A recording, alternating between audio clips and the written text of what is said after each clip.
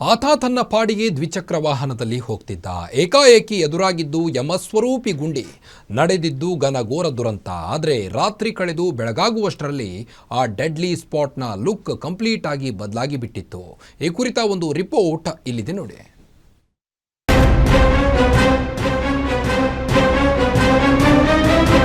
ಅರ್ಧಂಬರ್ಧ ಮುಚ್ಚಿರುವ ಗುಂಡಿ, ಪಕ್ಕದಲ್ಲೇ ಬೆದ್ದಿರುವ ಚಪ್ಪಲಿ. ಇದೇ ಜಾಗದಲ್ಲಿ ನಿನ್ನೆ ಘನಘೋರ ದುರಂತವೊಂದು ನಡೆದು ಹೋಗಿದೆ.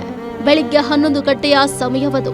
30 ವರ್ಷದ ಹುಸೇನ್ ಎಂದಿನಂತೆ ತನ್ನ ದ್ವಿಚಕ್ರ ವಾಹನದಲ್ಲಿ ಗುಬ್ಬಿ ಕ್ರಾಸ್ನಿಂದ ಬೈರತಿ ಕಡೆಗೆ ಹೊರಟಿದ್ದ. ಆದರೆ ಈ ಜಾಗಕ್ಕೆ ಬರ್ತಿದ್ದಂತೆ ಗುಂಡಿಯಿಂದ ಆಯ ತಪ್ಪಿ ರಸ್ತೆಗೆ ಬೆದ್ದಿದ್ದಾನೆ. ಹೀಗೆ ರಸ್ತೆಗೆ ಬಿದ್ದ ಹುಸೇನ್ ಮೇಲೆ ಪಾಲಿಕೆ ಕಸದ ಲಾರಿ ಹರಿದಿದ್ದು ಹುಸೇನ್ ಸ್ಥಳದಲ್ಲೇ ಪ್ರಾಣ ಬಿಟ್ಟಿದ್ದಾನೆ.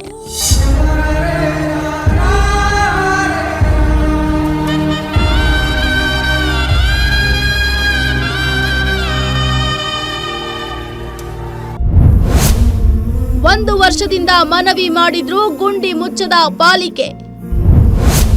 ನಿನ್ನೆ ಯಾರಿಲ್ಲದ ವೇಳೆ ಬಂದು ಗುಂಡಿಗೆ ಡಾಂಬಾರು ಹಾಕಿ ನೌಟಂಕಿ. ಘಟನೆ ಸಂಬಂಧ ಹೆಣ್ಣೂರು ಸಂಚಾರಿ ಪೊಲೀಸ್ ಠಾಣೆಯಲ್ಲಿ ಪ್ರಕರಣ ದಾಖಲಾಗಿದೆ. ಪೊಲೀಸರ ಪ್ರಾಥಮಿಕ ತನಿಖೆಯಲ್ಲಿ ಗುಂಡಿಯಿಂದ ದುರಂತ ನಡೆದಿರೋದು ಗೊತ್ತಾಗಿದೆ. ಈ ವಿಚಾರ ಅಧಿಕಾರಿಗಳ ಕಿವಿಗೆ ಬಿದ್ದಿತ್ತು ಅನ್ಸುತ್ತೆ.